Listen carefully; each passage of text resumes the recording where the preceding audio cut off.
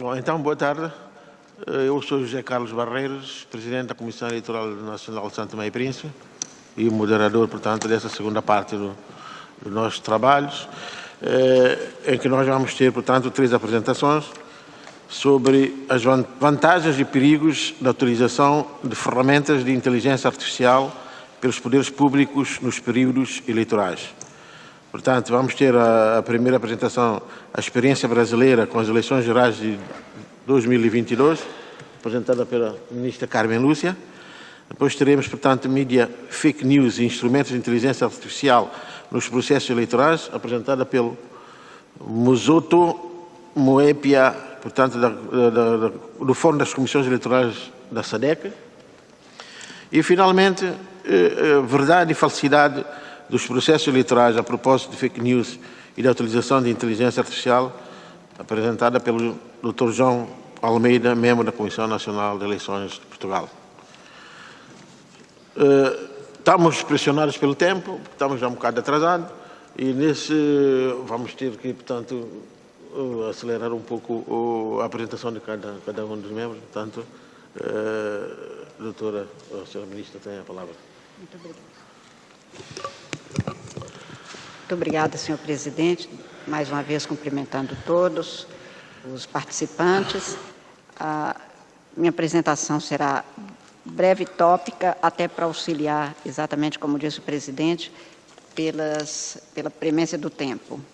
E quero falar da experiência brasileira, inicialmente apenas pontuando que a Justiça Eleitoral brasileira tem a peculiar condição de ser ramo do Poder Judiciário, portanto, composta de juízes independentes, parciais e permanentes, como são, temos mandatos nos tribunais, mas o corpo do Poder Judiciário no ramo do eleitoral é dotado de uma peculiaridade. O ano passado fizemos 90 anos de existência da Justiça Eleitoral brasileira. A Justiça Eleitoral brasileira tem o papel de administrar as eleições e julgar os casos que sejam submetidos à jurisdição, em caso de litígios mesmos. E esta circunstância da parte administrativa tem também uma especificidade. Nós temos poder normativo, ou seja, o poder legislativo brasileiro elabora as leis e dota o Poder Judiciário Eleitoral, basicamente o Tribunal Superior Eleitoral, da condição de regulamentar aquilo que está na lei. Então, algumas passagens como essas que se referem à desinformação, por exemplo, em que um robô pode ser devidamente coartado ou um determinado conteúdo que seja divulgado pode ter determinada a remoção daquele conteúdo pelo Tribunal Superior Eleitoral. Isto decorre de um cuidado legislativo e também das normas. Então, por exemplo, o disparo em massa, que muitas vezes ocorre, se for para ser negativo contra o candidato competidor, feito por um candidato contendor, contrário, portanto, nós não aceitamos. Isso está devidamente regulamentado. Apenas para se ter uma ideia exata, porque o Poder Judiciário Eleitoral brasileiro tem essa condição de cuidar também normativamente, infralegal, abaixo da lei.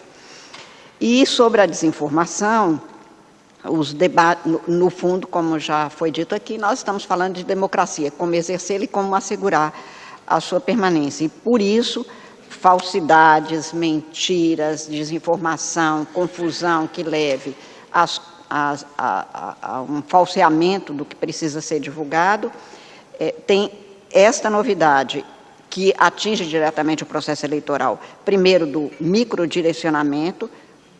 Foi lembrado aqui que se mentira e fofoca sempre existiu, nessa dimensão, nesta condição espacial, com essas consequências, é inédito na história.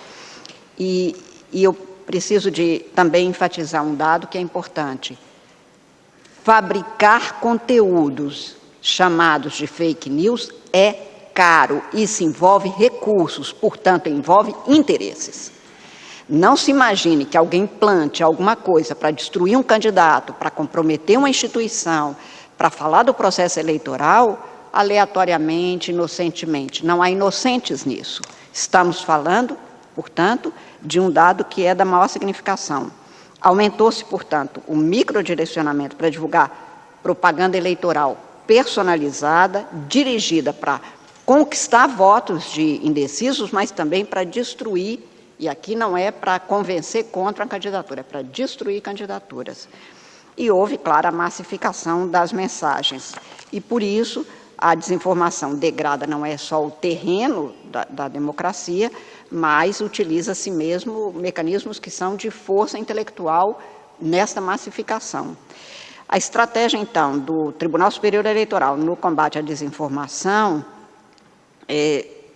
tem dois lados, digamos. Um é direcionado especificamente para instituições, contra a instituição, contra a urna eleitoral que nunca tinha sido questionada, que mais de 90% dos brasileiros confiam, era para minar esta confiança. E aí se produziram pelos chamados gabinetes do ódio, que, como eu disse, são gabinetes, são estruturas formadas exatamente para divulgar essas falsidades e contra determinadas pessoas. No contexto, portanto, de 2016, se apurou que, tal como já tinha acontecido também na experiência norte-americana, havia uma grande divulgação estruturada e divulgada de práticas que não eram desejáveis. A partir das eleições, então, de 2018, já foi aqui mencionado por uma das apresentações, que nós passamos a adotar determinados mecanismos para garantir o processo eleitoral e garantir que a liberdade não fosse coartada de ninguém. Foram celebrados, então, para o ano de 2018, para as eleições de 2018, as primeiras parcerias da Justiça Eleitoral com partidos políticos, o que nós chamamos os partidos, para virem, então, formar um grande consenso e impedir, porque todos são prejudicados, que houvesse a adesão a essas providências. E também as plataformas digitais. Se a gente não chama as empresas nas quais se tem a disseminação, e se elas não adotam as medidas, e considerando que não são empresas nacionais, são empresas transnacionais, elas vêm para participar da formação desses consensos. Em 2018, ainda foi instituído um gabinete estratégico no Tribunal Superior Eleitoral para lidar com os ataques que vinham sendo feitos. Em 2019, nós aumentamos, porque tinha dado algum resultado em 2018, fizemos, então, o primeiro programa de enfrentamento à desinformação do Tribunal Superior Eleitoral. E aí foi um programa feito com todas as medidas a serem adotadas, como é que se poderia garantir a lisura, a transparência e a confiabilidade do processo. Isto visava as eleições de 2020, que são eleições locais. Como os resultados foram favoráveis, instituiu-se, então, no Tribunal Superior Eleitoral, o Programa Permanente de Enfrentamento à Desinformação da Justiça Eleitoral e do Processo Eleitoral. Então, nós temos uma comissão que tem determinadas finalidades, que hoje são consideradas no rol das atribuições administrativas específicas do Tribunal, e que é composta, então, visando informar, capacitar pessoas, porque esse tipo de providência de medida depende realmente de pessoas habilitadas para isso, com conhecimento específico de telemática, de informática, de conteúdos, como se insere, como se retira. Isto passou a ser, portanto, uma competência administrativa acrescentada àquelas que a Justiça Eleitoral já tinha. Fizemos a formação com os 27 tribunais regionais eleitorais para receber toda essa capacidade de ter também as medidas necessárias em seus respectivos espaços. E nós temos, então, a estrutura interna no Tribunal Superior Eleitoral de servidores que têm dedicação específica para esta matéria. Essa equipe é capacitada permanentemente com cursos, com seminários, enfim, para que se tenha, então, a construção de programas de gestão de conhecimento e inovação. E também estabelecemos que esta comissão mantenha um diálogo permanente com as instituições públicas e privadas diretamente intervenientes no processo. Aqui nós temos, portanto, o desenvolvimento de uma abordagem que é sistêmica, não é só de um órgão, são vários, é multissetorial, vários setores dos tribunais têm que atuar neste sentido, e a aproximação com parceiros permanentemente.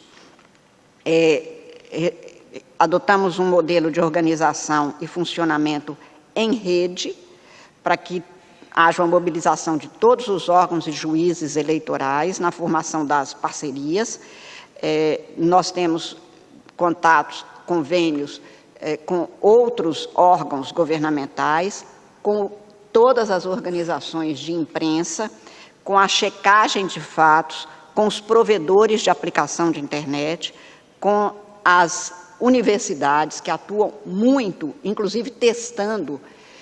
Nós chamamos na Justiça Eleitoral até mesmo aqueles que querem testar e tentar entrar nos sistemas para garantir a lisura e a rigidez, por exemplo, do sistema eleitoral no processo eleitoral específico. E damos a oportunidade a que os chamados hackers possam tentar e ver se eles conseguem e o que eles podem fazer, porque aí nós aprendemos com quem fica tentando fazer e nós mostramos à sociedade a rigidez do sistema. As atividades de enfrentamento, então, são divididas em informar, capacitar e responder. Nós informamos, vou dizer rapidamente sobre isso, capacitamos para que haja o que a gente chama de alfabetização midiática e digital. Eu vi agora há pouco na mesa passada dizendo, hoje nós não temos analfabetos em Portugal. O problema é que nós temos, inclusive, pessoas da minha faixa etária, eu sou hoje uma mulher quase centenária, como eu digo, e nessas condições você pode ser superletrado e erudito e ser um analfabeto digital. Eu não tenho dúvida, quando eu tenho um problema, eu chamo o meu sobrinho de 6 anos de idade, que me olha com desdém, diz, tia, mas para ele é simples, o menino parece que já nasce com um chip na orelha. Quer dizer, eu não tenho essa capacidade, tem que formar servidores que tenham isso. Porque não adianta um servidor muito dedicado, comprometido, jovem, para mim de 40 anos é novíssimo, é quase um adolescente, pós-adolescente, e ele não sabe lidar porque ele entrou na Justiça Eleitoral há 10 anos passados, em que a cada novo celular tem uma outra funcionalidade. A capacitação é destinada, portanto, não apenas dos servidores, mas de todos os cidadãos. Isto é aberto. Nós damos o que estamos fazendo, com quem estamos lidando, para que o cidadão saiba e possa confiar. E respondemos, nós identificamos casos de mentiras, desinformação, confusão de informações e quais as estratégias estamos adotando, preventivas e repressivas, para conter os efeitos negativos da desinformação. Então, hoje nós temos mais de 150 parceiros nas plataformas de mídias sociais e rapidamente, quanto à utilização da inteligência artificial, especificamente pelas autoridades eleitorais, é claro que pode causar danos, mas também pode ajudar, e ajuda muito, a inteligência artificial, mas nós observamos que a utilização de inteligência digital pode manipular, sim, a opinião pública. Há uma utilização massiva de bots, que são essas contas automatizadas que fazem disparo em massa, que massificam rapidamente, que não são postagens nem do país, são de fora. As deepfakes, que é a manipulação de imagens, de vídeos, nós todos já vimos, pega-se a imagem de qualquer um de nós aqui nessa mesa e constrói-se uma outra palavra, uma outra fala, e isso é divulgado com a mesma voz, com o mesmo timbre de voz, que facilmente engana e se acredita. Eu vi a Carmen Lúcia falando isso quando não aconteceu. Quer dizer, nós estamos com realidades paralelas criadas, mas que são mais fortes porque estas criações são às vezes até mais factíveis do que na vida real. Não sei o que eu fiz há um ano atrás, mas se perguntar isso numa rede de informação, rapidamente ele, se não tem, cria e é crível para aquele que se utiliza disso. No caso brasileiro, nós fizemos uma parceria, disponibilizamos para os eleitores, já nas eleições do ano passado, um assistente virtual com inteligência artificial, tira dúvidas do TSE, que chama. O cidadão poderia se informar sobre as questões que ele tinha diretamente no TSE. Esse assistente virtual se tornou o maior chatbot na instituição do WhatsApp no mundo. Para se ter uma ideia, nas eleições de 2022 foram trocadas quase 5 milhões de mensagens, com 3 milhões e quase 3 milhões e meio de pessoas que perguntavam e respondiam. E fizemos parceria para saber o que era notícia falsa. Nós temos uma identificação, fato ou boato, e o cidadão entra e pergunta, e nós damos a resposta daquilo que esteja sendo propagado. Isso foi feito também, o usuário pode acessar esses conteúdos por outras agências de checagens que são parceiros, como fatoseboatos.org, Comprova, Farsas, o Estadão Verifica, Fato ou Fake da Globo, a UOL confere, e o cidadão entra e ele pode conferir se aquilo é um fato ou é um boato. Às vezes, nos programas de televisão, esses parceiros têm nos seus noticiários uns 2 minutos dizendo isso aqui foi muito divulgado, disseminado, mas é boato, porque aí também se atingem 60 milhões de pessoas em determinados momentos. O Tribunal Superior Eleitoral também auxiliou o desenvolvimento de rótulos, labeling, que se beneficia exatamente desses recursos de estratégia da inteligência artificial.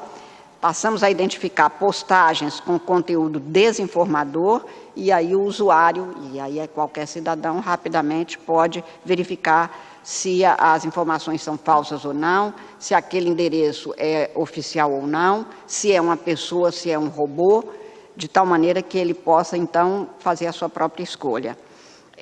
O desenvolvimento das parcerias com as grandes plataformas que são essenciais para que a gente tenha uma mudança de cultura nisso. Não é um órgão estatal que consegue fazer isso sozinho. Eu acho que o modelo de democracia que nós estamos vivendo é exatamente de parceria Estado e sociedade, sendo que o cidadão confia muito mais, às vezes, na sociedade. O Tribunal Superior Eleitoral foi o primeiro órgão público a utilizar uma plataforma, o Twitter Business Solutions, que ofereceu aos eleitores um assistente virtual para o serviço de consulta à situação eleitoral, emissão de certificado, quitação eleitoral, respostas às suas dúvidas, de tal maneira que ele possa se valer de um órgão estatal oficial específico. Essas medidas são tomadas considerando, primeiro, que a Justiça Eleitoral, e eu acho que todos os órgãos eleitorais, têm hoje um outro componente como objetivo, que é oferecer informações seguras a partir das quais o cidadão livremente possa fazer suas escolhas sem estar sendo manipulado, porque essas manipulações são, em grande parte, feitas por grupos privados, e, como eu disse, os grupos privados que tenham mais poder econômico, financeiro, vão poder muito mais fazer com que isso aconteça em detrimento da liberdade das pessoas. Enfim, essas são algumas das medidas e providências tomadas pela Justiça Eleitoral brasileira. Como eu disse, isto é um contínuo, não vai parar nem a tentativa de sequestrar as liberdades, como eu disse, nem vai cessar também a nossa luta para que a democracia se prevaleça exatamente com eleições livres, transparentes, confiáveis, seguras e eficazes. Muito obrigada mais uma vez.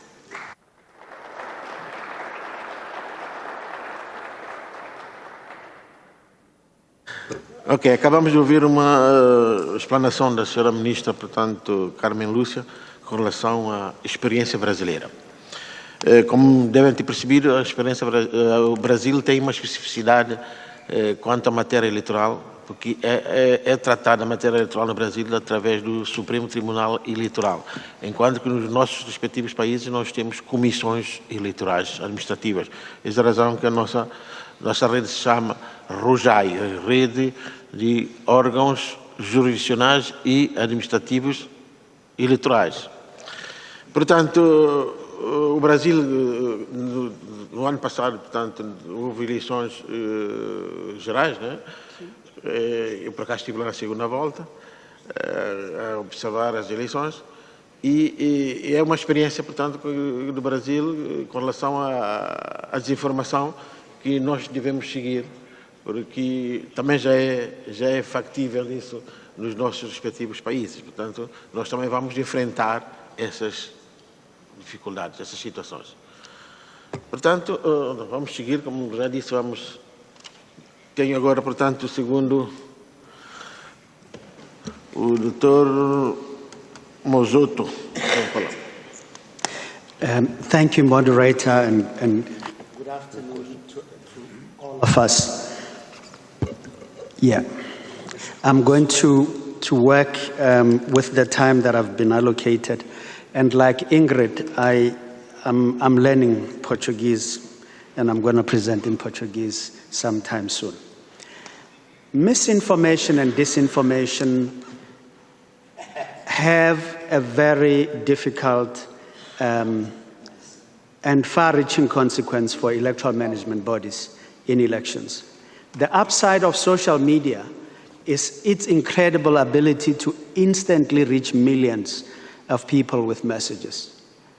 But the downside is equally tough. This is the media's powerful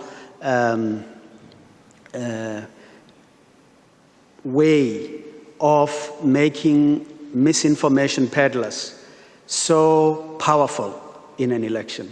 So on the one hand, you can do what you were meant to do. On the other, you can have that being destroyed by people with nefarious intentions. To guard against this, electoral management bodies must maintain key election data.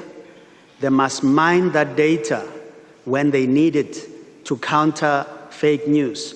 We were told that the best way to counter fake news is to provide credible information. And that means we must keep that information available.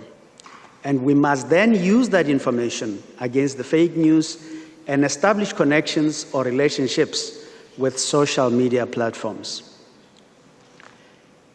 It is important to say I'm here representing the Southern African Development Community, a body of electoral management bodies there. And our own experience in the region is that liberation movements are in government at the moment. They are fairly aging in their membership. These are not tools they use every day, but these are tools that they too must counter. And they rely even more on electoral management bodies like ourselves to deal with social media that is working against them. Our challenge is also that persons we need to reach for registration are young and they are open and users of social media.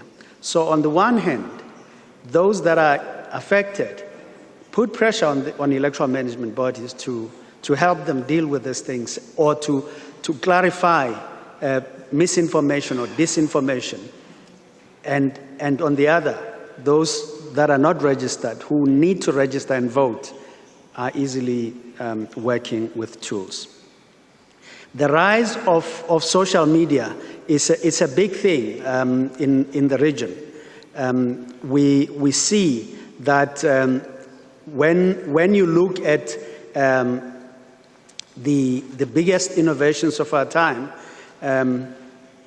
social media it helps electoral management bodies. But if you look at how you need to package that data, we are extensively challenged as electoral management bodies.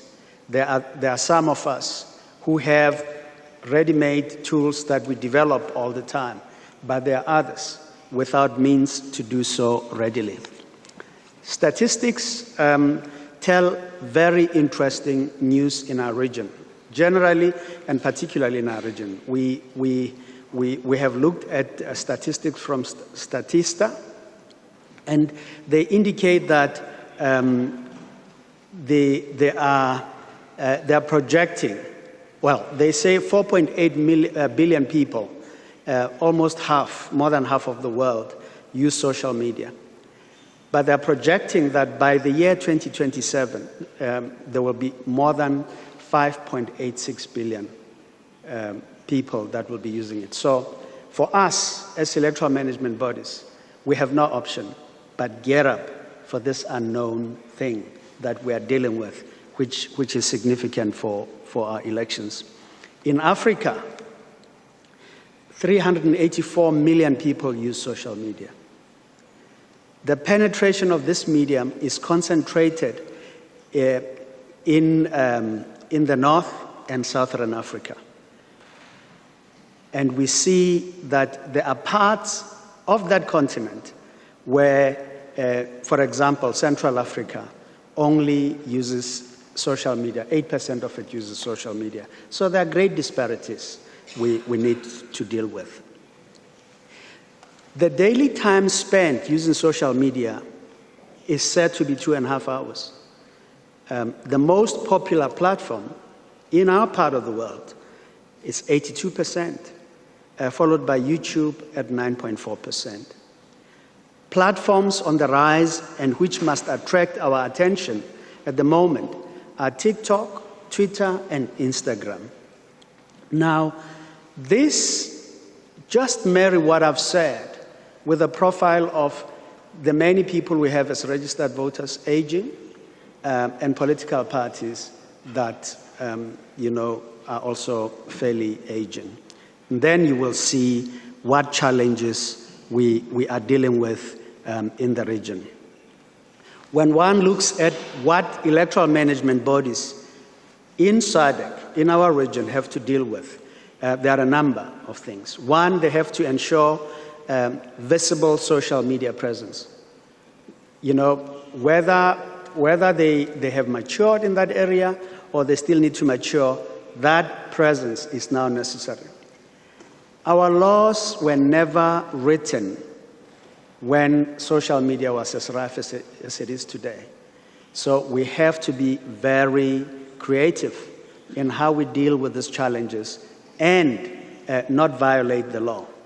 The danger, of course, is that where social media triumphs in an election, it could very well lead to an election being set aside because misinformation was so rife that it has become material in an election. And we know that when courts find that something material has happened in an election, they then say it cannot be an election that is said to be of integrity and one that is free and fair.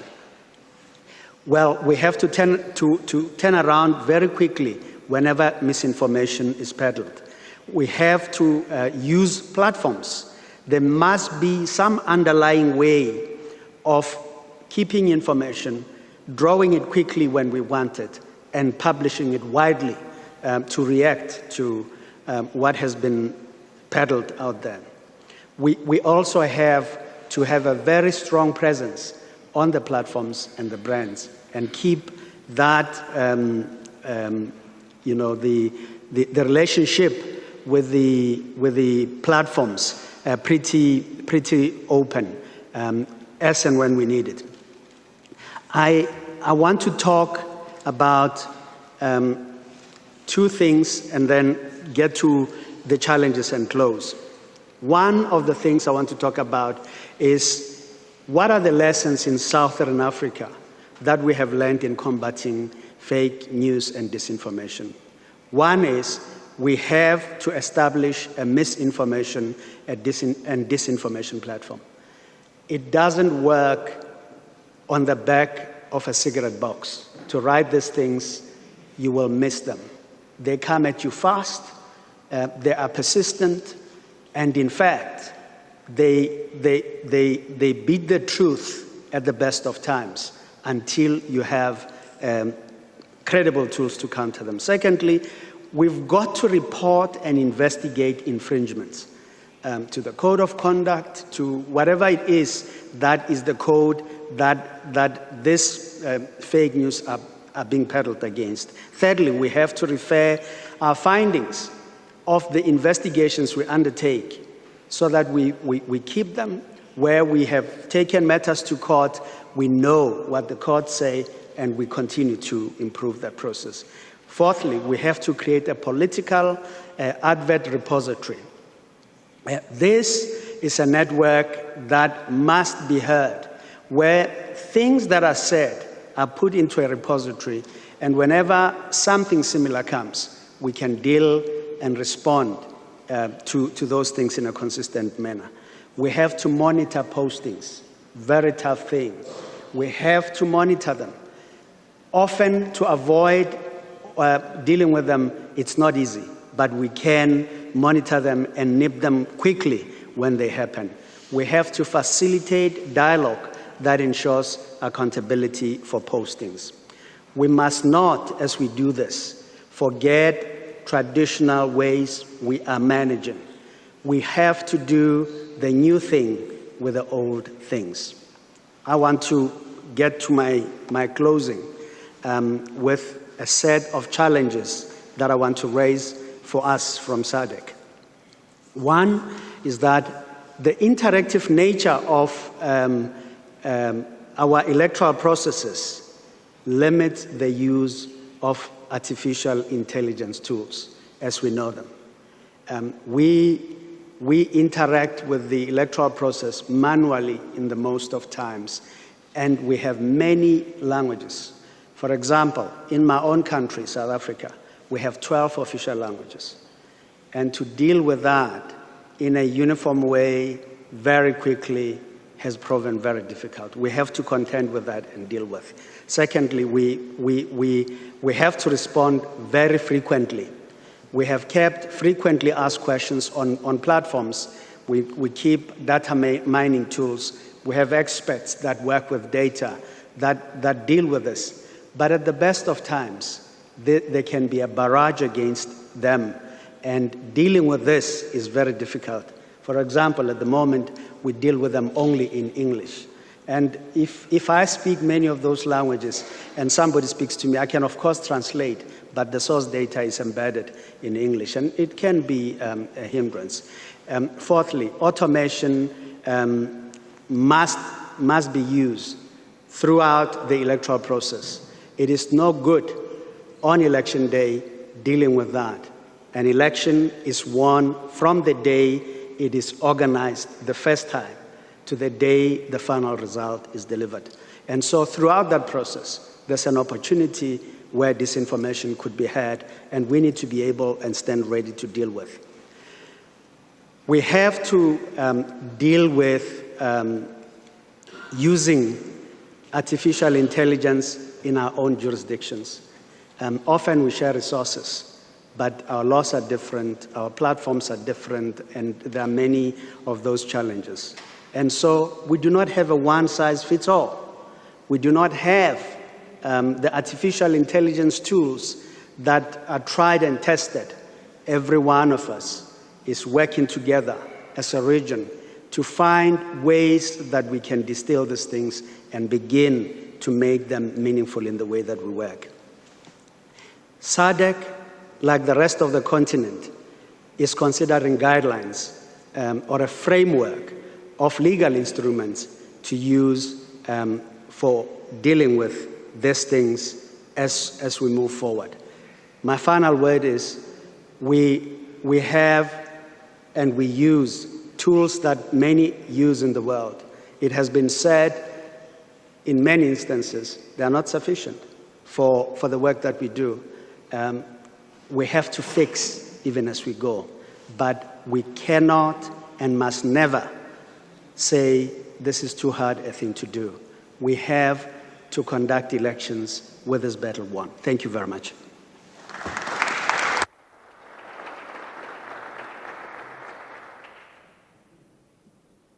Ok, muito obrigado, Dr. Muzoto. Portanto, o Dr. Muzoto falou-nos aqui dos meios necessários para combater a desinformação e frisou muito, portanto, que a forma é informação credível e verdadeira. Também falou-nos, portanto, em princípio, como combater a desinformação e a inteligência artificial em África, criando, portanto, uma plataforma de combate à desinformação. E também frisou também os desafios a enfrentar na utilização para combater a IA em África. Portanto, não alongando mais, passo a palavra, portanto, ao Dr. João Almeida para a apresentação do seu tema.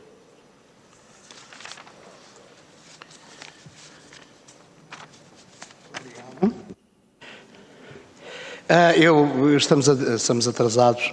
Eu vou prescindir de uma leitura longa aqui do discurso. Vou agarrar nas conclusões e ilustrá-las e com certeza que todos entenderemos. Quando se colocam estas questões, coloca-se a questão da verdade sempre da eleição, a verdade da eleição, a verdade na eleição. Ora bem, a primeira tese que queria trazer para cima da mesa é de que, de facto, a verdade de uma eleição não é propriamente uma questão epistemológica, não tem a ver com a verdade dos factos, nem das teses que são defendidas pelas diversas candidaturas. No fundo, a verdade da eleição em termos normais é a aceitação generalizada do resultado dela. Portanto, quando é assim, ela é verdadeira. Quando a contestação é superior à citação, ela passou a ser falsa. A questão central é esta. Portanto, isto põe as questões das fake news num plano ligeiramente diverso da pesquisa da verdade absoluta e pura para que o processo eleitoral corra com a normalidade. No quadro de tudo isto, julgamos que é preciso não esquecer nunca que o direito e também o dever de esclarecer o eleitorado sobre as propostas políticas que estão em causa numa eleição é um direito primordial e uma obrigação também dos candidatos, das candidaturas e dos seus apoiantes.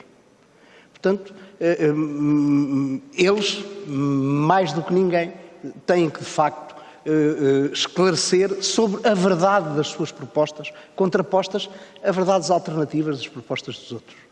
Em tudo isto pode haver jogo sujo, como às vezes se marcam golos com uma mão, como aquele famoso da mão de Deus, mas nem por isso o árbitro passa a jogar a bola. E esta é uma questão central.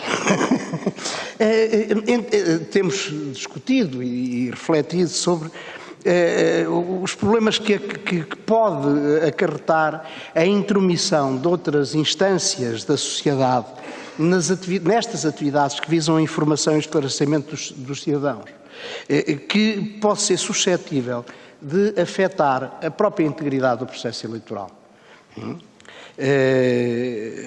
Para nós, a atividade dos órgãos jurisdicionais e da administração eleitoral, para nós, neste domínio, deve visar, sobretudo, a garantia da liberdade de ação dos candidatos e das candidaturas e da igualdade, tanto quanto possível, de oportunidades para todas elas. Achamos que, independentemente das diferenças que possa haver em todo lado, a censura nunca será uma garantia de verdade. Por outro lado, não ignoramos que a situação é diversa. Eu ainda há pouco ouvimos oradores que nos antecederam a dizer que um dos problemas é a rapidez com que estas notícias agora circulam. Bem, esta rapidez é sempre relativa também. Eu creio que, para me lembrar de fake news na Roma Antiga, a rapidez com que nas vésperas do julgamento de Catilina foi posto a circular que ele dormia com a irmã foi instantânea. Aquilo num dia toda a Roma soube. O mundo era só Roma. Mas a velocidade foi a mesma relativamente. Portanto, estas questões não são nenhuma inovação concreta, não é? De qualquer forma, enfrentamos uma dimensão diferente. E ao enfrentar uma dimensão diferente, é preciso também haver medidas e cuidados diferentes.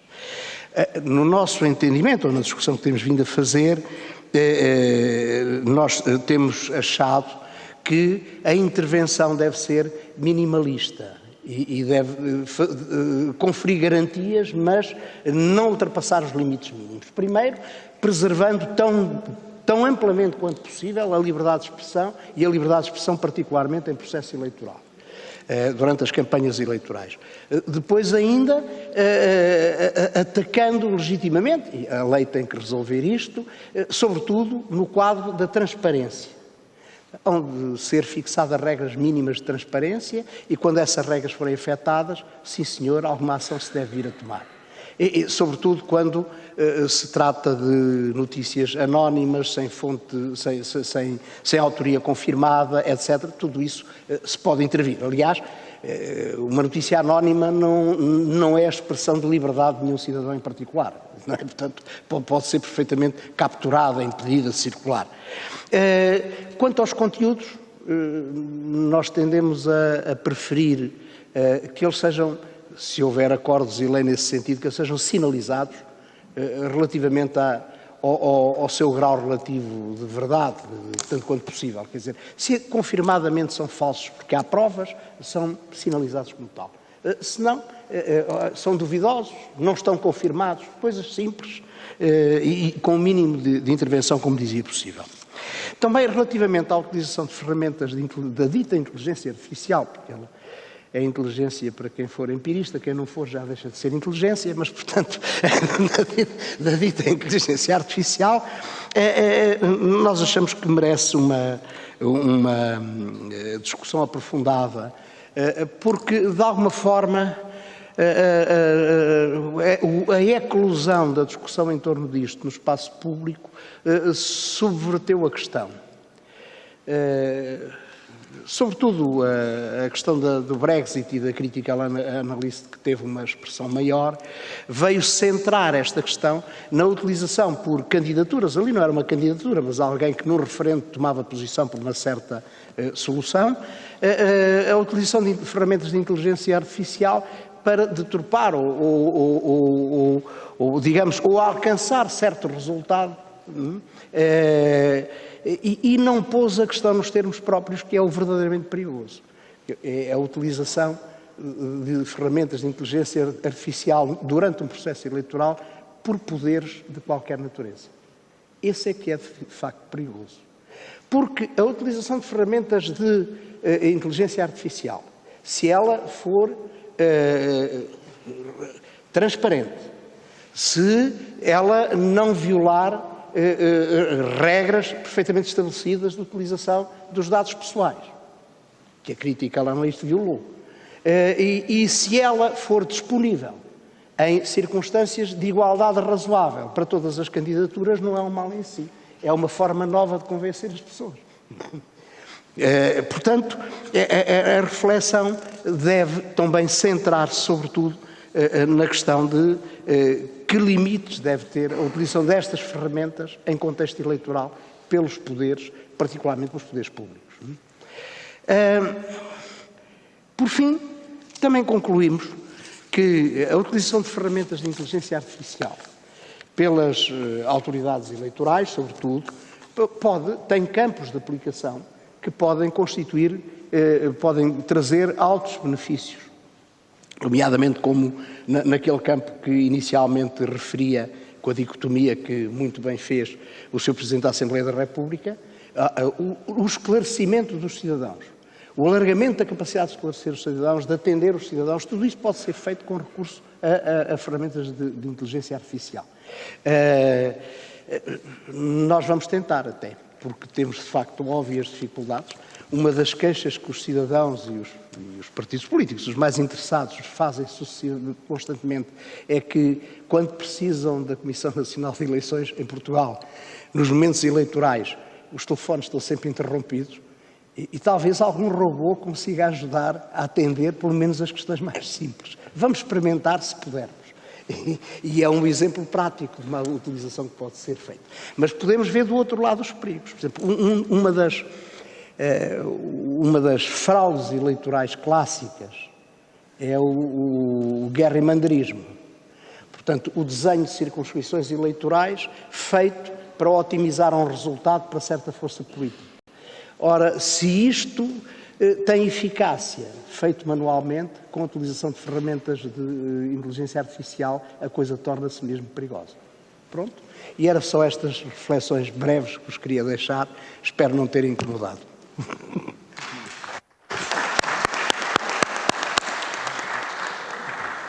Obrigado, Dr. João Almeida. Para terminar, o Dr. João Almeida falou-nos, portanto, da verdade e falsidade dos processos eleitorais, tendo frisado o direito e o dever de esclarecer os eleitores sobre as suas propostas, seus programas, para que as eleições ocorram com normalidade. Também fez referência à liberdade de expressão durante a campanha eleitoral, o dever de serem fixadas as regras de transparência e também que os conteúdos devem ser sinalizados com o seu grau de veracidade. Portanto, não vou alongar também mais. Nós vamos passar, portanto, a perguntas e comentários. Está aberta a inscrição, quem queira.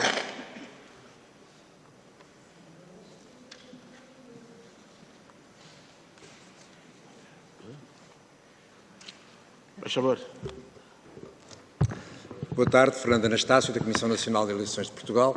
Queria pôr duas questões. Uma dirigida essencialmente à Sra. Ministra Carmen Lúcia, particularmente numa questão que abordou aqui. Se nos podia trazer a experiência de como é que o Supremo Tribunal Eleitoral do Brasil se relacionou com os gestores das plataformas tecnológicas. Nós sabemos a dimensão do Brasil, como é óbvio, mas também conhecemos, obviamente, o poder dos gestores dessas mesmas plataformas. E eu tenho a noção que essa tarefa estará mais facilitada no Brasil em função da sua dimensão e da sua capacidade de pressão que poderá ter em função dos 200 milhões de habitantes que tem, e tentando transpor isso para a realidade dos países, por exemplo, da Rojais, já não falando de Angola, que já dá os 35 milhões, mas na generalidade dos outros países temos menos população, menos consumidores, portanto, necessariamente mais dificuldades em interagir e provavelmente, eu diria, em Portugal, e sem qualquer demanda-me falar com o diretor que está em Madrid, um exemplo concreto. E, portanto, como é que se nos dá algum contributo, ou alguma da sua experiência, como gerir e como estabelecer estas parcerias que nos permitem otimizar, portanto, a gestão desses conteúdos. Uma segunda questão, essencialmente vocacionada para o Dr. João Almeida, é se ele não tem, ele falou-me aqui, que falou há pouco da defesa do princípio da inteligência artificial e não vê problemas nenhuns do ponto de vista que ela seja utilizada por diferentes forças políticas e que, portanto, todos um problema de igualdade.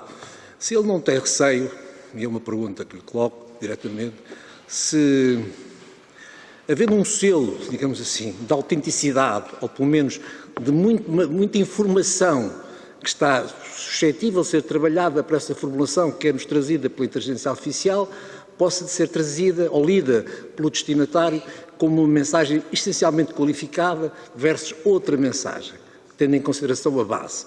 E, portanto, como é que ele faz essa dicotomia e como é que ele trata e valoriza essas duas mensagens que nos sejam trazidas, tendo em consideração a origem de uma e a outra, o grupo político que a sobrepõe, sem recorrer ao chat, por exemplo, ao chat GTP e outras coisas do género. Muito obrigado. Palavra, por favor. João Pina, do Partido Socialista. I have a question for Mr. Mossoto about what you said about the way to fight disinformation is with credible information. And my point is that long before social media, Winston Churchill said once that a lie gets halfway around the world before the truth has the time to put his pants on. And nowadays in time of social media, my point is that if I make a fake news that Minister Carmen Lúcia was paid by South Africa in Kruger Rands to be biased towards the candidate in Brazil, before any reaction, half of South Africa and half of Brazil said, I knew it. I knew that was true. So my point is that how do we keep credible information ahead of disinformation? Because I think that that's a big problem nowadays, is that we are always following this information, we are not very much ahead, and my point is that every year that passes, what's going on right now is that education of society is failing at some point, and societies are getting less resilient to this information. So before anyone can say, okay, that cannot be possibly true, people, as soon as they are fed with this information, believe it at first. And how if there is a strategy for that, because these kinds of conference that we are having right now, it's because at some point I think we are losing this war. And we saw it in Brazil, we saw it in the United States, we started seeing it in Portugal as well, that people are fed up with anything and they believe it to be true without even questioning or ever resilient to that. That's my point. Thank you.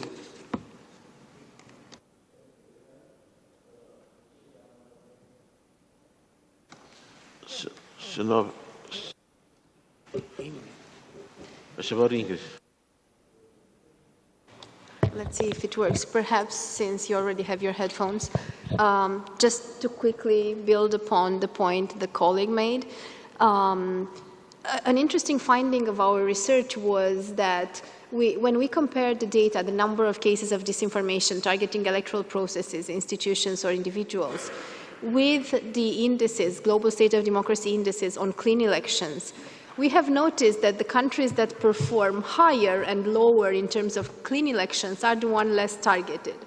And we have tried to understand why. And our theory says that the cleaner the elections and the more consolidated the trust in the electoral management body as a primary and trustworthy source of information, the more discouraged the malign actors are to even try to target elections, because the assumption is that the trust is so high in the process and in the institution that it doesn't even make sense trying to target elections in those countries, precisely because people trust enough the electoral managers and the electoral management body. At the other end of the ranking, we see countries that perform worse at delivering elections. And those are the countries that are also not targeted, precisely because the expectation is to anyways perform bad. So the theory is that they would be less targeted precisely because the level of trust is so low that nobody even has any expectations from them. The challenge is for the electoral management bodies in between. As it happened, and I was discussing with a colleague during the break, as it happens with the political parties targeting that undecided audience, it is the same with the malign actors in this environment targeting elections. They are the ones, they tend to target these mid-range performing electoral management bodies. And I think the challenge is, and if we speak in terms of losing a war or winning a war, we could probably assume we're losing it. But if we speak in terms of seeing the main challenge, the volume of information, first of all, because establishing what is true or false, it's a challenge and has proven, it's been a challenge for us and for our contractors, the ones that supported us with researching on the information environment. So having the expectation from the voters to be able to select what's right and wrong when they are being exposed to millions and millions of pieces of information, it's probably unrealistic. And here comes again the idea of encouraging the EMB to provide the right information at the right time. And this correlates a lot with capacity of developing strategic communications and interagency collaboration. If we try to build on that a little bit, perhaps we can we can at least see some solutions and see what works and what doesn't. Yeah, that was my point. Thank you. Ok, obrigado. Tem a palavra, por favor. Depois passaremos, portanto, às respostas. Muito obrigado, Bruno Aragão, deputado do Partido Socialista. Cumprimento-vos e agradeço a todas as vossas intervenções, mas permitam-me colocar a questão de uma outra forma, até porque eu venho da área da psicologia ou da análise do comportamento e, portanto, tenho tendência a pensar de uma forma um bocadinho diferente. E há uma coisa que nós sabemos, que é o melhor preditor do comportamento futuro é sempre o comportamento passado. O que é que isto quer dizer? Que o comportamento não evolui à mesma velocidade da tecnologia e que nós tendemos, com ou sem tecnologia, a repetir padrões de comportamento. Isto tem um conjunto de vantagens adaptativas e tem algumas desvantagens. Eu vou começar pelas vantagens. É que nós falamos sistematicamente e cada vez mais de inteligência artificial, mas esquecemos de uma outra, que é muito mais antiga e igualmente poderosa, que é a inteligência não artificial, a inteligência humana. E, portanto, o ser humano, tipicamente, é inteligente e tem uma enorme capacidade de adaptação, enormíssima. Portanto, quando confrontado com uma dificuldade, ou com um desafio, se não quisermos falar em dificuldade, como é o caso de informações falsas, utilizamos a expressão ou não, o ser humano tem uma capacidade de adaptação. Porque há uma coisa que nós sabemos que está a acontecer. Nós temos mais desinformação a circular, mas também temos muito mais informação a circular. Também temos muito mais sítios onde procurar boa informação. E estas realidades paralelas facilitam um pouco a procura de soluções para um conjunto, enfim, de ferramentas ou não que nós temos que procurar. Há pouco tempo estive numa reunião assim, deste género na OCDE, com vários países, só sobre inteligência artificial, e no final do dia, depois de muita tecnicidade na discussão, a questão que eu procurei colocar foi, então, quais são as soluções que nós levamos no fim daquilo. Porque, no fim, a discussão resume sempre a questões técnicas. Temos mais uma plataforma para isto, temos mais uma plataforma para aquilo. E há algumas coisas que nós não nos podemos esquecer. Primeiro, ao contrário do que acontecia antigamente, ou há anos atrás, hoje há muito mais gente a procurar informação. E isto muda muito da forma como nós estamos a pensar. As pessoas procuram, não estão só à espera de receber informação. E isso muda a forma como nós desenhamos soluções. Depois, há um caminho prévio que nos custou um pouco a fazer. E foi assim que eu procurei sistematizar toda esta informação. 3 pontos. Primeiro, princípios. Okay? Não foi claro durante muito tempo que isto era uma questão de princípios. De liberdade, de justiça, de acesso a boa informação, uma garantia de acesso a boa informação.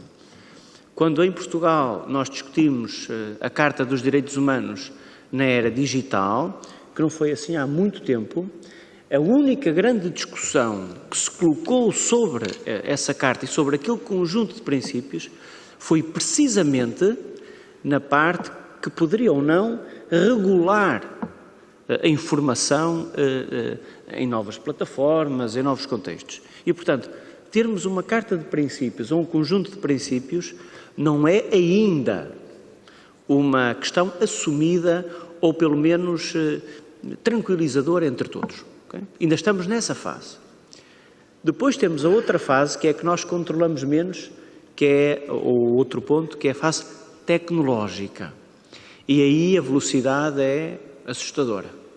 A questão não é já a tecnologia que temos, é aquela que nós já sabemos que vai existir, enfim, em relativamente, ou com um tempo curto, e que tem um potencial muito maior do que aquilo que nós conhecemos.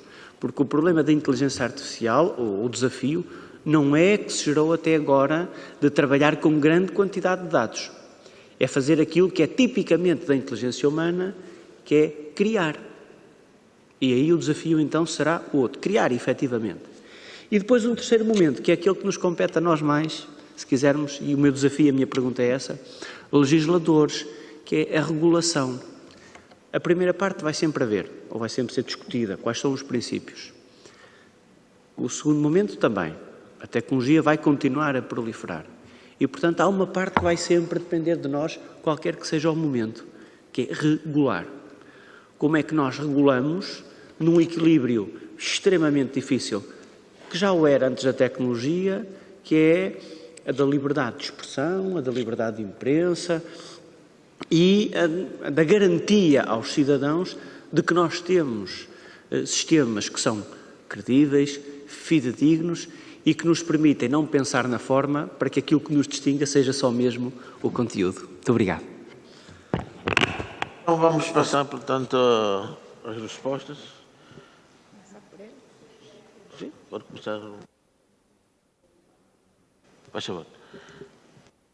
Muito obrigada por passar. Sou Cristina Leite e represento a Comissão Nacional de Eleições de Cabo Verde. Ouvimos aqui a tarde toda sobre esta temática da desinformação e não sei se tenho questões concretas, mas queria partilhar um bocadinho a percepção que eu tenho na região e no continente no qual estamos integrados. Falou aqui a Ingrid, mexeu com o dedo na ferida. Eu tenho ideia que a desinformação que nós, os países africanos, vivenciamos, temos estado a vivenciar, tem muito a ver com põe em causa a credibilidade dos próprios órgãos de gestão eleitoral. Com isso, para criar o desinteresse e para criar argumentos para pôr em causa o resultado, a aceitação do resultado final. Hoje é uma experiência que o Brasil vivenciou talvez pela primeira vez, quando se viu toda a narrativa foi criada à volta das urnas eleitorais e nós, enquanto observadores, verificamos que é um processo super seguro, super ágil, com uma celeridade que para nós era inimaginável, não é? Face ao modelo de votar por números, cada candidato com números. Portanto, eu estou em crer que a nossa grande luta é este tipo de desinformação, a meu ver, que é pôr em causa os órgãos de administração eleitoral que nós temos, os seus membros e os seus gestores, para com isso criar argumentos a posteriori de uma aceitação dos resultados. Também demanda da nossa parte, temos alguns desafios, que é ter uma informação que aqui já foi dita, uma informação não reativa, mas sim preventiva, informando e capacitando o eleitor, porque nós sabemos a baixa literacia existente, não é? Mas também demanda recursos. Repare, Cabo Verde, comparativamente aos números astronómicos que já foram aqui referidos, nós não chega a 500 mil de eleitores. Eu pergunto, qual é a plataforma que hoje em dia são usados, que têm interesse em ajudar nesse processo de combate à desinformação? Portanto, esta temática é importante que seja feita no âmbito dos nossos grandes grupos, as nossas famílias, aqui no caso a ROJAI, que é a nossa família lusófona dos órgãos jurisdicionais e da administração eleitoral, sob pena de nós não termos força suficiente, não é? O Brasil, por si só, sendo um país com dimensões continentais, já não precisa de chamar, já é, como é que se diz, já é apetecível, não é? E, portanto, temos que aproveitar o facto de nós agora termos criado o nosso órgão. A SADC também já tem uma força muito grande face aos números dos países em que estão integrados, para que, de facto, consigamos combater isto e, no nosso caso, essa desinformação que atinge os órgãos e que tem propósitos a posteriori, depois das eleições. Porque o que se tem visto nesses países nos quais não há uma aceitação dos resultados é que, ao nível do processo eleitoral, corre muito bem, nos termos que os códigos eleitorais estão previstos. Portanto, não é uma questão é mesmo plantar a desinformação para depois criar argumentos. Muito obrigada. Ok, muito obrigado. Portanto, mais ninguém? Um momento só. Faz favor. Só para finalizar, eu não me vou alongar muito, mas queria aproveitar desde já para dar os parabéns a todos os que ficaram até ao fim, porque mostraram respeito uns pelos outros e que contribuíram para a grandeza deste debate. E queria só deixar aqui uns pensamentos finais, digamos assim. Nós, em Portugal, estamos aqui a aprender uns com os outros, não é?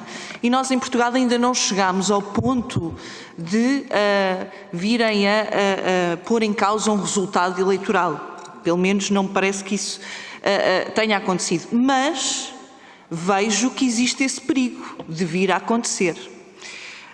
E o que eu queria deixar aqui também à consideração, e tenho pena de não estarem aqui presentes mais deputados, para perceberem que, no final de contas, não estamos só aqui a falar do resultado eleitoral e da verdade da eleição, mas também estamos a falar aqui de um problema que nos assola em Portugal, que é a abstenção.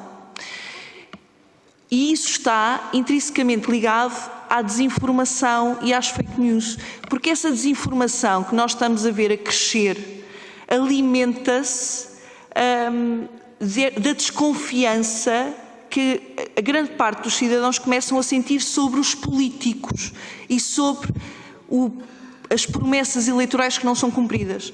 E, portanto, essa desinformação alimenta-se disso e isso gera abstenção. E isso acaba por minar a democracia. Isto é um dos pensamentos que eu gostava de deixar aqui e que pudesse servir de reflexão para todos.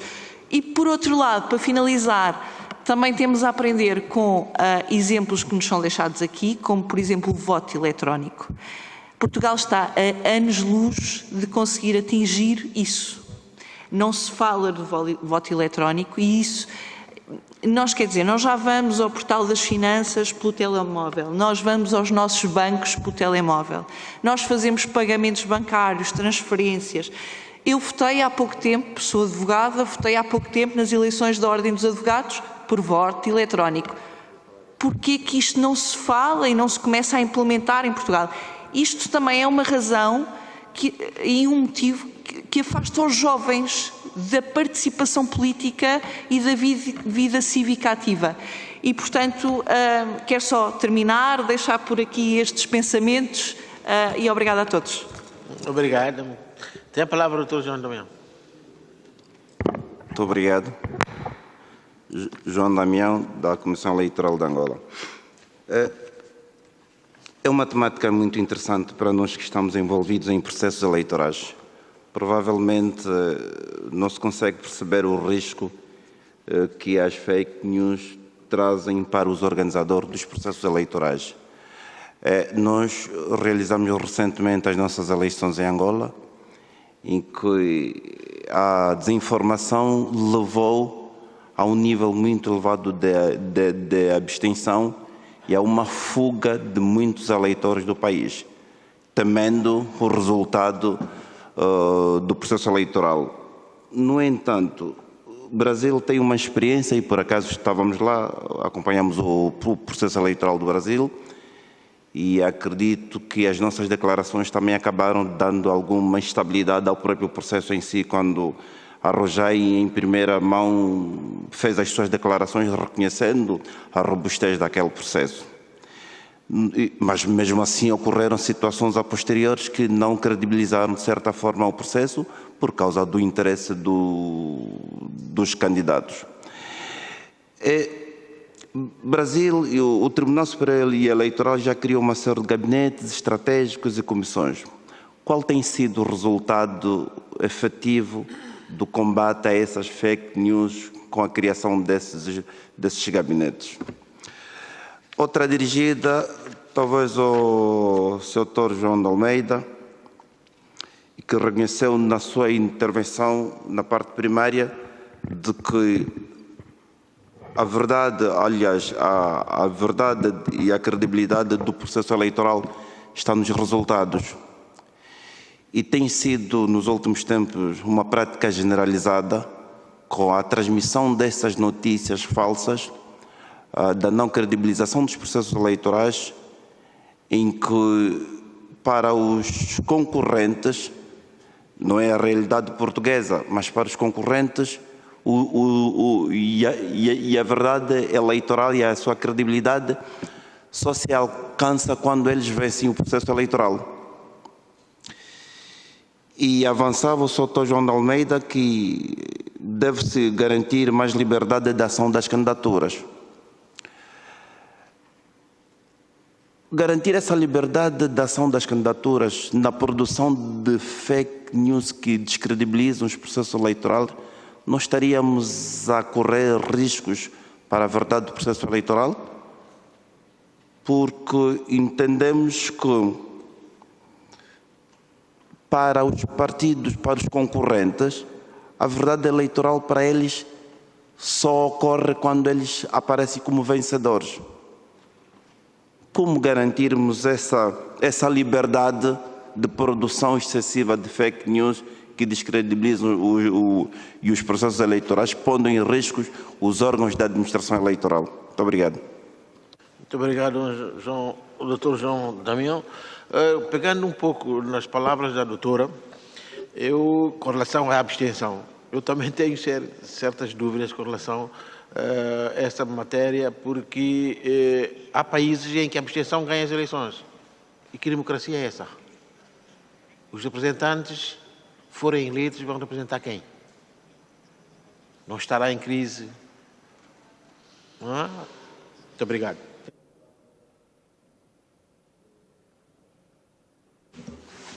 Facilitator, I don't have questions. There are many. I think two people touched on, and I'll respond.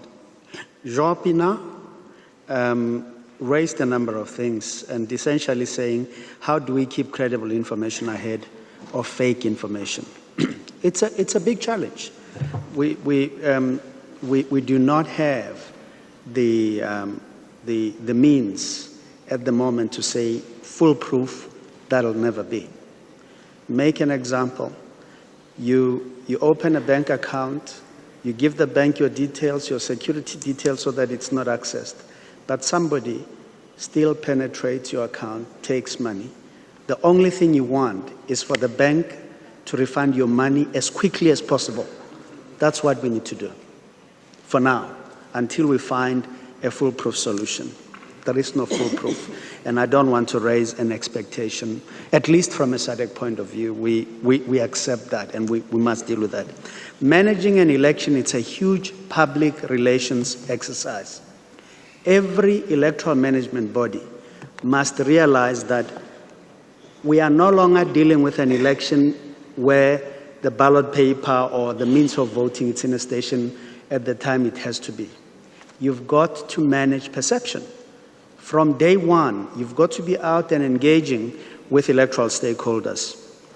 By doing so, you create goodwill and you open yourself up to be trusted by people who ask you difficult questions that you must answer. Thirdly, we need to consider guidelines to manage things that we believe lead to disinformation.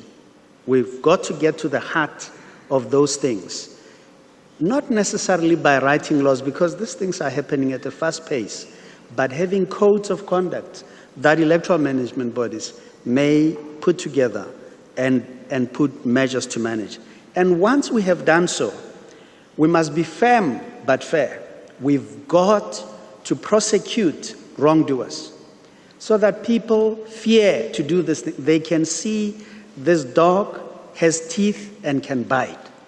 Unless you do that, people take it's a gimmick, and they don't. Lastly, we've got, as electoral management bodies, we've got to be comfortable with transparency in elections.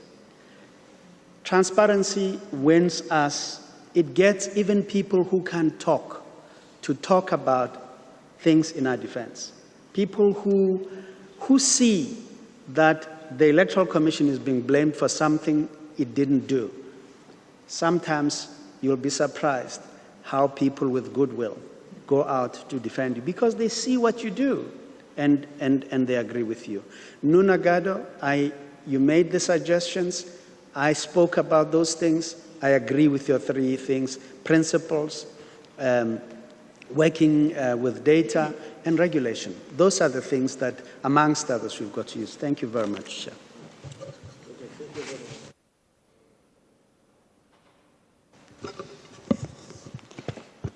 Bem, eu queria primeiro agradecer as perguntas que foram feitas, que me foram dirigidas, e as outras, porque sempre trazem preocupações sobre as quais nosso olhar precisa realmente de deitar para que a gente continue a pensar sobre o tema. Rapidamente, sobre a questão da contribuição que poderíamos dar, porque somos realidades muito distintas do ponto de vista político, administrativo, os estados entre si, mas o que nós tentamos no Tribunal Superior Eleitoral, na Justiça Eleitoral Brasileira, é, primeiro, ter sempre parcerias com a sociedade. Quer dizer, como a democracia é um espaço da própria sociedade, se não chamamos os cidadãos para virem e participarem deste processo, nós realmente não conseguiremos isto que, afinal, durante todo o dia se falou. A democracia vive da confiança que o cidadão tem nas instituições. O fator confiança que nós estamos trabalhando aqui. Como tem uma dificuldade enorme, confiança é um dado subjetivo, que se estabelece a partir de uma relação. Legislação, princípios, é um dado objetivo. Já temos aqui uma dificuldade. Mas isso é o processo de relacionamento humano. Então, nós lidamos com isso, no fundo, o tempo todo. O nosso deputado tem toda a razão. Nós estamos tendo de olhar para quais as soluções, porque ou eu vivo com o meu tempo, ou o meu tempo vive sem mim. Então, é melhor a gente aprender a solucionar as questões que são postas. Neste caso, entre nós, e por isso, instituições como a rede, têm uma importância tão grande. O que um fez e deu certo pode ser, eventualmente, experimentado pelo outro. Que, claro, adaptado às suas condições, às suas contingências, às suas peculiaridades, pode funcionar ou não. Ou pode funcionar a partir de princípios, mas com outros procedimentos. Eu acho que o que nós temos que fazer é sempre, no sentido de uma pacificação e aproveitamento das experiências humanas, fazer com que o que um faz e que dê certo possa ser partilhado com o outro. Quer dizer, esta ideia de solidariedade, no caso brasileiro, a Constituição estabelece como objetivo da República construir uma sociedade livre, justa e solidária. É expresso o artigo 3º da Constituição sobre isso. Eu acho que esta é uma norma que devia valer em todas as relações humanas, estatais, entre Estados, e a contribuição que a gente pode dar com a sociedade, como servidores públicos, sabemos que nós precisamos de lidar com as expectativas, dar respostas a essas expectativas, e para isso nós estabelecemos essas parcerias com públicos, órgãos públicos, entidades particulares, e entre Estados, compartilhar e partilhar as experiências que nós tivemos, que é a melhor contribuição que nós podemos oferecer para que cada um possa aproveitar ou não na medida do que aproveitam, do que acham que podem ser adaptados. Eu responderia ainda rapidissimamente. Aqui foi chamado o tema da minha preferência absoluta. Nos 30 anos que fui advogada e agora nos 17 como juíza constitucional, que é a liberdade de expressão. Eu acho que talvez a gente tenha, no português brasileiro, que é o português que se fala normalmente, a gente fala muito em liberdade de expressão, e nós perdemos um pouco a sensibilidade quando a gente repete muito uma locução ou uma palavra. O que o direito protege é a liberdade, não é a expressão. Tanto que nós sempre tivemos, desde no caso nosso, que já aplicamos até como no período colonial, as ordenações, havia já a possibilidade de um juiz determinar que alguém que injuriasse o outro, e no Código Penal brasileiro, desde 1940, injúria, calúnia e difamação são falas de alguém que podem realmente agravar os direitos de outra pessoa. Então, esta caneta é só uma caneta, e ela é legítima, e eu posso pegar e usar. Mas se eu usar essa caneta para machucar outra pessoa, para ferir, até para matar, conforme o lugar que eu fizer uso, ela é instrumento de crime. E ninguém nunca questionou isso. A palavra é a mesma coisa. A palavra, como manifestação da liberdade, é que é protegida. A palavra, como instrumento de crime para agravar, injuriar, caluniar, nunca deixou de ser crime no nosso direito, desde as ordenações. Como nós usamos liberdade de expressão, nós estamos sempre centrando o nosso olhar na expressão e não na liberdade. Este é o dado. Nós precisamos de começar a pensar isso olhando pelo outro lado e vendo que o direito protege. Então, quem criminosamente afirma que um órgão, uma instituição, um servidor público cometeu uma prática que seria delituosa, quando isso é mentira, e com isso se consegue um linchamento moral contra essa pessoa, praticou um crime, ponto. Não tem nada a ver com a liberdade de expressão. O presidente do Tribunal Superior Eleitoral, ministro Alexandre de Moraes, ao tomar posse na presidência em agosto do ano passado, num belíssimo discurso, que eu posso disponibilizar, já entreguei para alguns, dizia: liberdade de expressão não é liberdade de agressão, não é liberdade de praticar crime, não é liberdade para fazer o que quiser no espaço dos outros, está acabando com a liberdade do outro. Isto não é e nunca foi considerado direito fundamental de ninguém. Não é direito fundamental de ninguém matar outra pessoa. Não é direito fundamental de ninguém usar, com a sua expressão, uma modalidade de solapar a democracia, de acabar com as instituições e de incitar o outro e de atrair o outro para o crime, e de fazer o que foi feito, por exemplo, nos prédios do Supremo Tribunal Federal, do Palácio do Planalto, no Palácio do Senado Federal, destruindo, e vários diziam, eu fui chamado, você foi convidado para praticar um crime, praticou, vai responder por isso. Será investigado, processado, e a conclusão, se concluir dolosamente que isso aconteceu, devidamente punido nos termos do devido processo legal. Isso é que é um Estado democrático de direito. Então, é preciso também que a gente tenha cuidado para não começar a ser nós também contaminados por uma desinformação, ainda que jurídica, uma desinformação. Esta caneta não é legítima para que eu faça uso dela para ferir ou matar alguém. A expressão também não há diferença nisso. Eu queria fazer uma observação sobre o que a Ingrid e que a Cristina também partilharam sobre a desinformação, a mentira, a falsidade, a chamada fake news, em relação às instituições que são mecanismos planejados criminosamente, dolosamente, para diminuir, esvaziar a credibilidade, a confiabilidade de instituições, para, na sequência, não se questionar um resultado de uma eleição, mas, para além disso, para se acabar, enfraquecer e desguarnecer da confiança a própria democracia. É disso que estamos falando e é isso que nós, pelo menos do Poder Judiciário, que temos uma enorme dificuldade de comunicação, não conseguimos contar. Para a senhora lá, que a educação do filho dela depende de uma democracia forte que garanta o espaço da liberdade para que ele tenha igualdade de oportunidades e não seja, posteriormente, alvo de preconceito, de diminuição, de atitudes desumanas, que diminuem pessoas, que fazem com que estruturas inteiras sejam voltadas contra o próprio ser humano, em detrimento de nós, mulheres, nós, os negros, nós, os deficientes físicos, nós, que somos igualmente humanos, embora sejamos absolutamente únicos e diferentes. Cada um é único, mas como ser humano somos todos iguais. É preciso que o mundo aprenda a entender que isto é uma verdade, que não é porque eu sou mulher que eu sou menos que os outros, em nenhuma circunstância, embora isso se repita todos os dias, em todas as circunstâncias, e é isso exatamente que a democracia vai propiciar, esta grande transformação de uma humanização maior para a pacificação dos povos. Eu acho que é este o objetivo do direito, e por isso é tão grave a questão da desinformação, a mentira, a falsidade, porque ela não agride uma pessoa, ela agride toda a humanidade de todas as pessoas. Acho que é disso que estamos falando, e é essa a gravidade dessa transformação que veio por mídias, por inteligência artificial, que ajuda sim.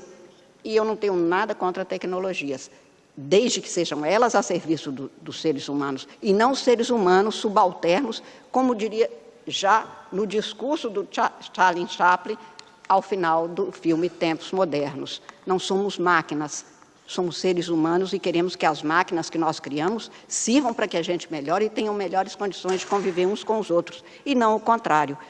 E é por isso que é tão grave a questão da mentira. Não se vive sobre mentiras, porque não se constrói uma humanidade pessoal ou uma humanidade política na ágora, na base da mentira. Neste terreno movediço da mentira, não se constrói nenhuma atitude de justiça. É exatamente por isso que é tão grave esse assunto que nós estamos falando. Eu só terminaria rapidissimamente aqui, presidente, dizendo que a legislação tão importante sobre este tema é talvez das mais difíceis com que eu já deparei, exatamente porque nós queremos, seres humanos, cada vez mais liberdade. E é sobre este assunto que nós estamos tratando quando falamos dessas mentiras que são plantadas, e a legislação é sempre um limite, uma restrição. Liberdade não se restringe. O que pode ser restringido é o exercício da liberdade para a garantia de igual liberdade para todos. Não é fácil, nós estamos no Brasil tentando formular uma legislação sobre isso, o chamado projeto de lei das fake news, e não se entende nunca nem sobre conceitos fundamentais. Não é tarefa fácil. Agora, eu sempre digo que a vida não é fácil. É boa, é curta, mas não é fácil, ela é difícil. Só é ótima. O dia que eu for embora, eu irei muito contrariada, mesmo que eu tenha 104 anos, que eu espero que não seja menos que isso. Muito obrigada.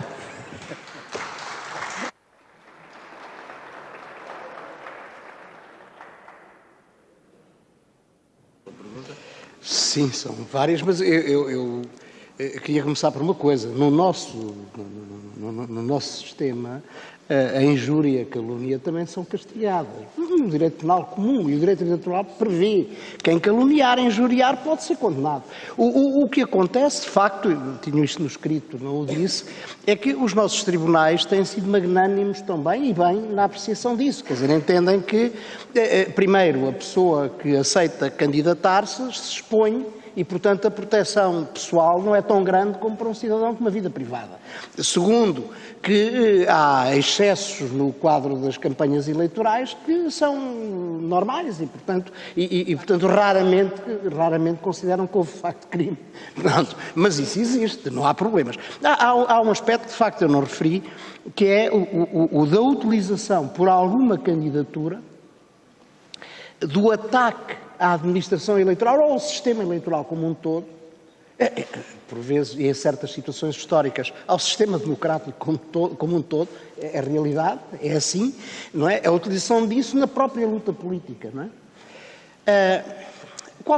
A minha pouca experiência daquilo que vi convosco no Brasil e em Angola não me suscitou tantas preocupações. É que, de facto, os que utilizaram isso perderam. Vamos ver, não foi preciso nada especial, eles perderam. O que foi preciso apenas foi afirmar a verdade da coisa, mostrar como era e pouco mais do que isso. Não foi preciso. Se agora houver alguém perseguido criminalmente é outra história, mas é depois de já terem perdido. Eu recordo-me, concretamente em Angola, quando tive a percepção de que, de facto, a verdade eleitoral ia ser assumida pelo povo, não é pela totalidade das pessoas, mas por aquela maioria suficiente que não permite que haja golpes de força depois da eleição, eu apercebi-o quando, lançada no próprio dia da eleição, uma palavra de ordem inclusivamente ilegal, que punha em causa o processo de apuramento, ela não foi seguida pela população. Portanto, aí quem a lançou perdeu. Depois fez umas manifestações, umas agitações, mas o processo esforou-se. No Brasil foi evidente, até nas avaliações estatísticas, de uma situação crítica, próxima do descrédito do processo para mais de metade, ou perto de metade da população, se foi recuando e ganhando a confiança no processo, até que, depois destes incidentes todos, o problema está resolvido. Não é? Portanto, digamos que essa é uma situação particular, em que as candidaturas, em lugar de se confrontarem entre si e confrontarem os seus programas, que esta é a situação geral de um processo eleitoral, não é? Uma delas, ou várias, atacam o sistema para conseguir atacar as outras. É uma situação diversa e diferente. E, de facto, em muitas dessas situações, a lei geral tem previsão de crimes e a lei penal pode ser aplicada, é outra coisa. Não é? Nem é preciso nenhuma norma muito especial. Eventualmente as normas que poderiam ser necessárias eram normas processuais para acelerar o processo, porque condenar alguém por um crime cometido durante um processo eleitoral, quando já houver outra eleição a seguir, não dá grande jeito, não é? Serve pouco, não é? Mas pronto. Ora bem, mas foi-me posta uma questão no meu campo, porque nós estivemos a conversar estas coisas e elas não são assim muito definidas, não temos deliberações concretas. E esta era a questão: como é que eu via esta história da utilização da inteligência artificial para as candidaturas de certa forma livre no sentido de seguindo regras mínimas acolhidas geralmente. Por exemplo, eu sei que a Comissão de Veneza e o Conselho da Europa estão a discutir, e a União Europeia também, regras relativamente à transparência na utilização de ferramentas desta natureza. E, portanto, essas regras, obviamente, têm de ser observadas. Por exemplo, no caso da Critical, houve apreciações à utilização, que creio que nos processos políticos devia ter cuidados e cuidados especiais, à utilização de informação de dados pessoais fornecidos, eu sei lá, para comprar sapatos ou farinha ou arroz no supermercado e que depois foram utilizados para determinar ações políticas e para intervir no processo político. Portanto, deve haver, com certeza, regras que devem ser simples, que devem interferir o menos possível no esclarecimento eleitoral, mas que, uma vez não cumpridas, devem permitir agir. Não é? E para mim, uma que é evidente é mesmo o problema da autoria. Nós, se a memória me não falha, temos uma norma numa das leis eleitorais que penaliza a propaganda eleitoral anónima, mas não é a regra. Por exemplo, na lei eleitoral da Assembleia da República, o crime é usar as siglas e os símbolos de outra força concorrente. E não há punição da propaganda anónima. Ora, a mim não me repugna nada que haja, porque a participação a este nível exige a clareza, a transparência, ou assumir com quem se está e como se está. Não se faz propaganda escondida, atirando pedras. Ou melhor, pode-se fazer, mas não tem proteção. Está bem? Portanto, e em certos casos deve ser crime. Portanto, a questão para mim da utilização da inteligência artificial, eu não a vejo exclusivamente como uma forma de fazer propaganda. Eu até vejo primeiramente no estado da arte hoje como uma forma de estudar o eleitorado e encontrar as maneiras como tocar esse eleitorado para o chamar para o programa e para os candidatos que se apresentam. Mas também, eu diria que se utiliza de forma absolutamente clara e transparente para difundir mensagens, também não vejo perigo nenhum, desde que, e é sempre isto, desde que seja garantida igualdade de acesso aos meios, igualdade razoável de acesso aos meios, tanto meios tecnológicos quanto a informação, porque a tecnologia, se eu tiver a tecnologia toda e não tiver acesso à informação, eu não faço nada com ela. Portanto, e desde que as tais regras de transparência sejam observadas. Certo, é só para terminar mesmo. De qualquer forma, eu pessoalmente compreendo que o processo vai evoluir mais rapidamente do que nós conseguimos pensar. Nós temos grande capacidade, como disse, nós pensamos muito e muito depressa quando precisamos, quando somos pressionados. Mas como não estamos pressionados, vamos pensando devagarinho e as coisas vão mais depressa. E o que não gostaria, mas não depende de nós, era de ser surpreendido. Era só isso. Almeida, muito obrigado a todos. Portanto, agora temos a última parte, que é o encerramento da sessão pelo presidente da Rojai, doutor, os presidentes todos, não é?